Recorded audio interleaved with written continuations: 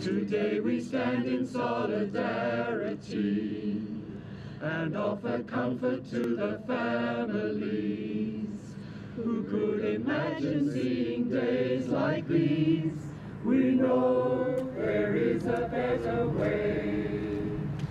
We know there is a better way. We stand today with millions of workers around the world marking this 12th International Workers' Memorial Day. Australian government figures show that in 2005 to 2006 there were nearly 500,000 work-related incidents, and yes, not accidents, incidents, including diseases, injuries and fatalities. In 2007 to 2008, there are 150 notified work-related fatalities. We do see some new faces, and unfortunately we probably don't wish to see new faces at this memorial, especially when we feel that their loved ones have all been taken away needlessly. These should never have happened in the first place. And I think that's where all our families struggle, knowing that our loved ones should still be with us today. As families and workmates gathered to grieve their lost loved ones, this year's International Workers' Memorial Day took on extra significance. New harmonised occupational health and safety standards are set to be introduced by governments around the country. These new laws are a once-in-30-year opportunity to make all workers better off.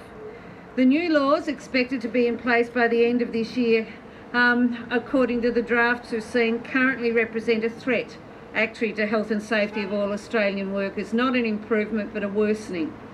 A review panel released its second and final report with recommendations at the end of February this year. The panel went beyond its job, and we now have a situation that if all its recommendations were accepted, the rights of workers and occupational health and safety reps would be reduced, and we would end up having more people here. We would unfortunately end up with more photos, more reads. We do not want that.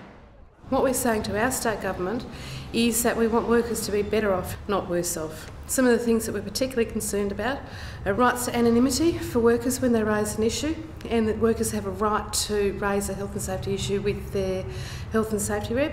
That health and safety reps need to not only retain but improve their rights to training, protections against discrimination, and a number of other areas and powers of health and safety reps. A couple of other things we need to see to improve our Act at the moment is there needs to be a provision of what's called risk assessment, finding out, is there a problem here?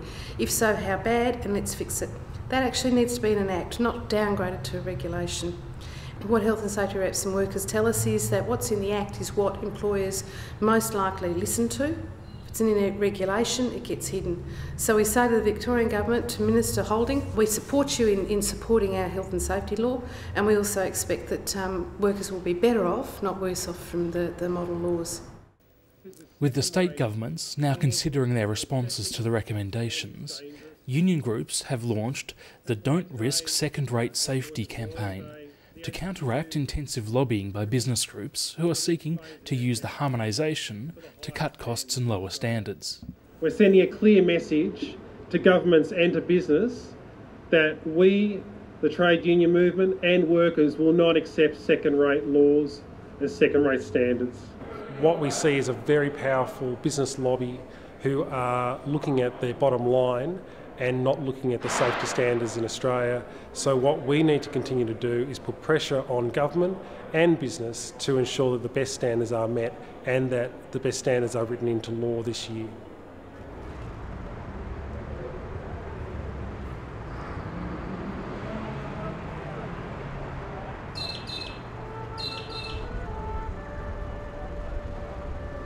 My husband, Anthony Medina, passed away from mesothelioma last year in December. His death was a direct result of his exposure to asbestos in the building industry. His children saw him suffer, and that impact will be lasting in their lives. It never leaves you the loss. The loss and the tragedy, the suddenness of losing someone in the workplace never leaves you. My name is Sadie Jansen, and I lost my son in 1998.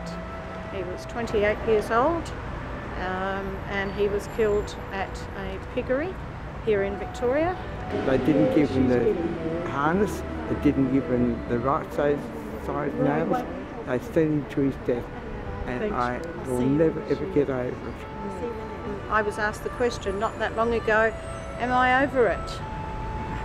This is not something that you get over, to lose your family, to lose your son, to lose a child. Never, never, ever goes away. Every day, and I still see him in his coffin in pieces. No face or nothing. It's pathetic what I've had to live through. We lost our son, Darren, 6 years ago to a workplace death.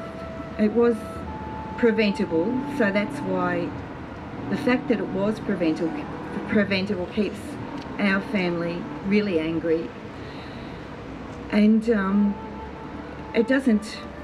time doesn't really take that away. And I think this week is a good time to reflect on the importance of establishing strong regulations, and for the lawmakers that are involved with writing up regulations and occupational health and safety laws to really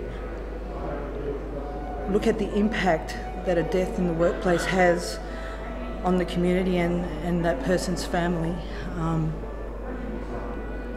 It's a difficult thing to go through, and it's difficult when we are reminded time after time and death after death that these deaths could have been preventable.